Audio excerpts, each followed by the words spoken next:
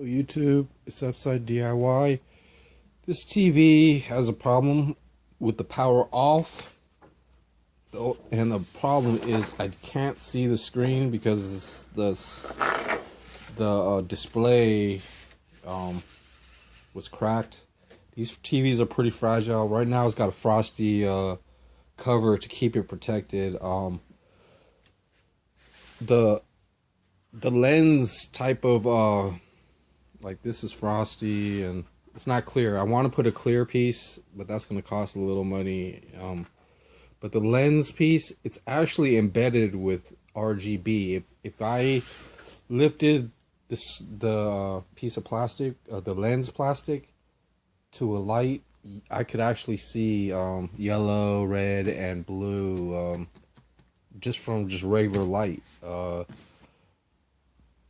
Just from that, just from the lens. So basically, I put this TV all the way together. This is the first time people have seen how I place or how I cut or what the film looks like on this particular TV. The only problem is it powers off in 5 minutes.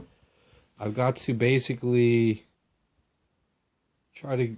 I don't even think this has an output. I tried to tape the infrared sensor. I tried to figure. I think with this one, I hold down the power button for 60 seconds. Unplug it, and it. But I don't know. I was hoping the infrared sensor tape. I looked on. There is a power management setting, and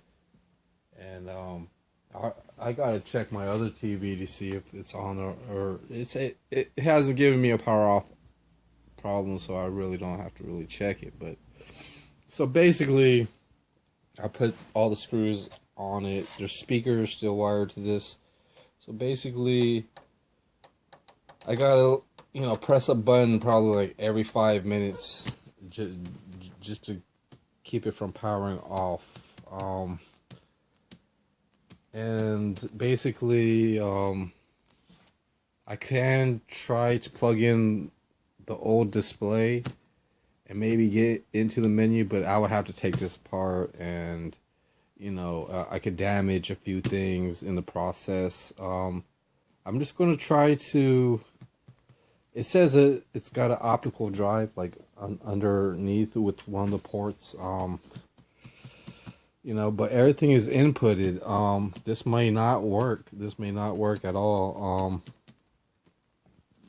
Unless I could try to, guess where the,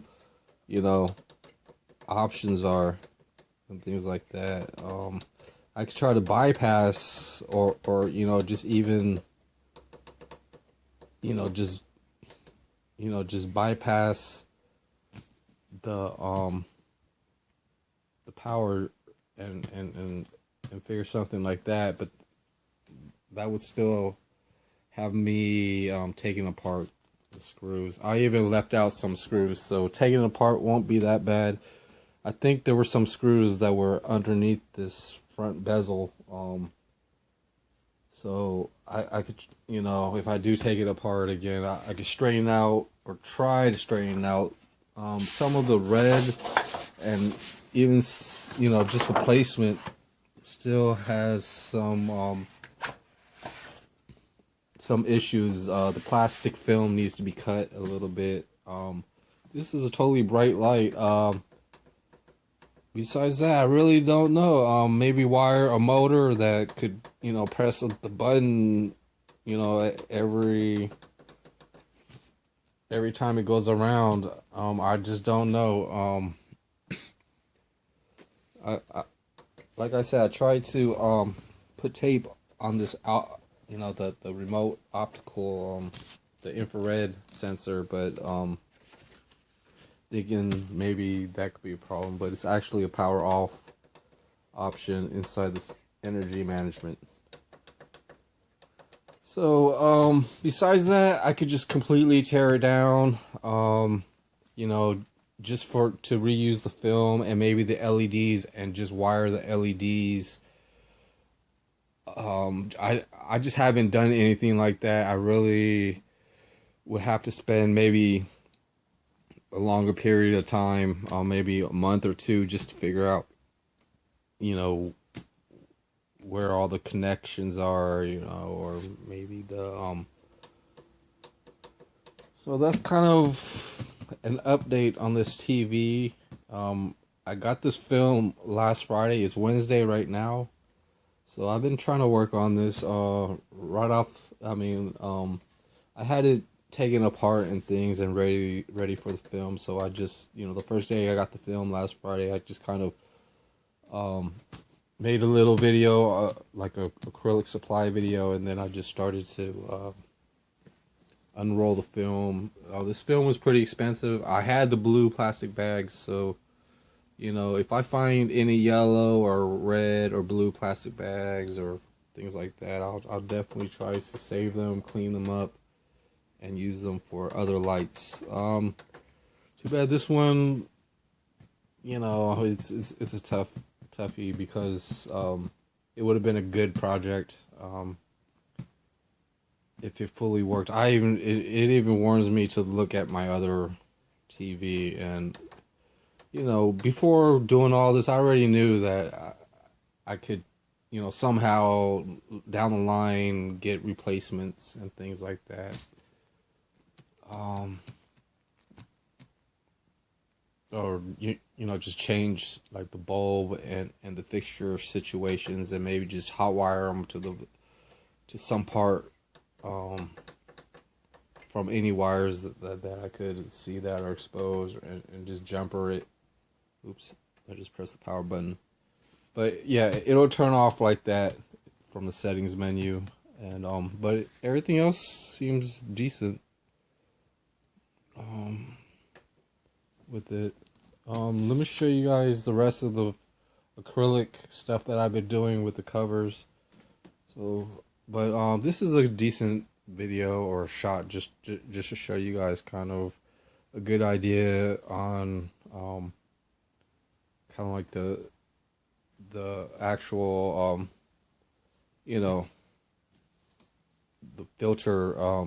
Main thing is just that the yellow. This is, you know, like $5 a foot. It's pretty expensive buying. It's, you know, it's better just to buy scrap or finding things. It's pretty expensive just going there and buying materials. It's pretty costly. But originally I was going to save that yellow piece, but then, you know, I just decided to just add it by cutting some of the red and some of the blue, and then I you know, use tape on some of the corners, and I use you know, a straight stick and things like that to kind of have that cool effect. Because besides that, it would just be red, blue, and yellow, and I just wanted one thing that'll make it look a little more more cooler, I guess. So that's, you know, starting from just a roll of film and things like that, and really not knowing you know, how things would turn out. You know, just that process worked out. Everything worked out except for the you know, with these TVs with the broken screens. You can't see the TV at all unless you have a way to you know, duplicate the screen, and that might be hard. It just depends what the HDMI cables I have, and HDMI cable I probably don't have. Well, I should have a laptop to HDMI, but I'm not all the way sure. Hold on. Well, I'm pretty sure I did connect a laptop to this TV and then watched it, but I just can't find the cable. I have to really try to look for it. I thought it would be like a USB. Some of these cables are pretty hard to get done correctly, or even found or purchased or whatever. It may be with these aquarium covers. I basically, I didn't take my time. I should have grinded off some of the edges so it'll be a lot more better fit. But I dry fitted it. It seemed okay enough, but it could have been a little bit more better because the glue had dried from the clear pieces that I was gluing, and it kind of made a little bump and things. I glued each of these pieces on both. So I dry fitted it, and then I knew what side I had to glue, so I added glue on both the clear and the color piece on each one of these. Then I laid a board on top of it. These pieces are basically a little bit taller than the clear, so the board was really, I also put a piece of this blue plastic film on each piece so that it doesn't scratch from the board. But so it was getting good pressure. I'm hoping this stiff, this makes the plastic not warp anymore. And then it's going to be stiff and not bow. I also today, so I let that dry for 2 days, and then today I just basically glued the seam on the sides of each one, and that was okay. I'm gonna let it dry for a day and then retouch it up. If there's any spots that I missed, I'm gonna rub on it and see what's going on, and I've got to make sure I don't make a big mess. So I could use tape. Tape seems to be okay because I'll be able to use it once, peel it off, and then go to the next area. So I just basically smoothened it with a piece of plastic. I was using these pieces of paper or thicker paper with 2 pieces of tape, just because I didn't want to waste a lot of tape and things like that. So I use these to cover up any type of mess. So yeah, there's like dry glue towards the corner, the edges, the sides, but then towards the middle it's pretty much double glued. This one has a little warp to it at this corner. I want to try to get probably crazy glue, something a little more liquid than the glue that I had. It's a little more gel than liquid. And there's a little gap on this, but not too bad. Like I said, I kind of dry fitted everything. Right now it's drying from the side seams, but just as long as it's not a real mess, like you could kind of tell that it's been made efficiently. I can't really show you guys the other side of these things, but there is a slight gap just because I didn't prep this as much. I was just rushing it.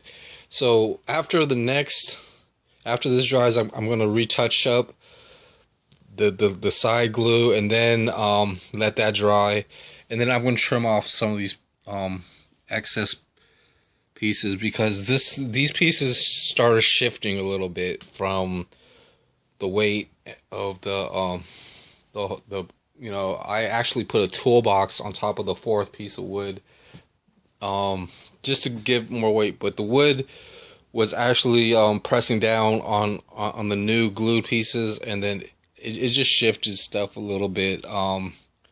Could have been more careful on things like that, but I was just aggravated, anxiety and things, and then I just, basically, glued this first, which is for the larger 40, 50 gallon, and then I put a piece of wood, put a cover, glued that,